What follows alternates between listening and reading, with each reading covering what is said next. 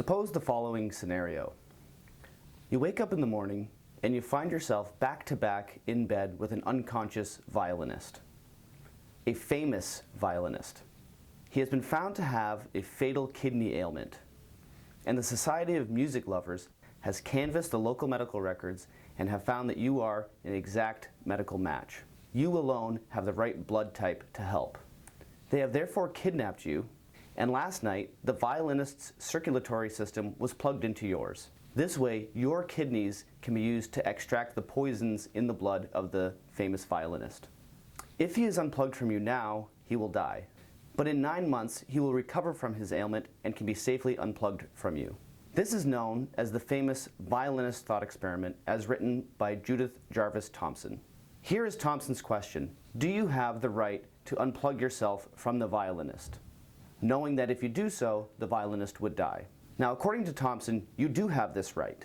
And you have this right because you have not given your consent to the violinist to be plugged into your circulatory system. Thomson says that everyone can agree here that the violinist does have a right to life.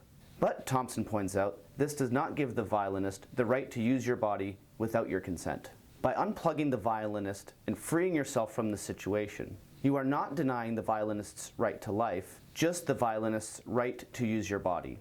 The case, argues Thomson, is like the question of abortion in pregnancies that result from rape. In such a situation, the fetus may very well have a full right to life. However, that does not give them the right to use your body without consent. Thomson thinks that the violinist thought experiment shows that we can fully affirm the right to life of a human while still denying them the right to use our bodies without our consent. Imagine another situation. Imagine that people aren't reproduced via sex and birth. Instead, imagine that people seeds float through the air.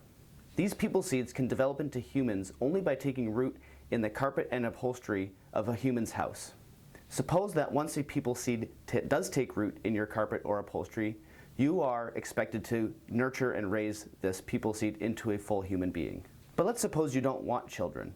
So to prevent this from happening, you affix screens to your windows and doors so as to prevent the people seeds from coming into your house.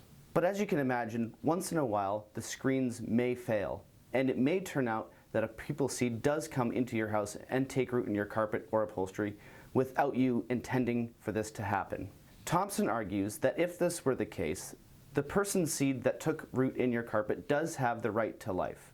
However, she argues that this people seed does not have the right to use your carpet and upholstery without your consent. By affixing screens, you have done your due diligence in denying consent to these people seeds from using your carpet and upholstery. In other words, you have the right to uproot them from your carpet, even though this will cost them their life. By doing so, you're not denying them the right to life, merely the right to use your carpet without your consent. This is akin to seeking an abortion in cases where one has become pregnant even though they have used contraception, but the contraception has failed. In such cases, Thomson thinks that the fetus does indeed have a right to life, but not the right to continue to use your body without consent. In the end, Thomson thinks that there are 3 situations in which abortion is permissible. Number 1, pregnancies that result from rape. Number 2, a pregnancy that threatens the life of the mother.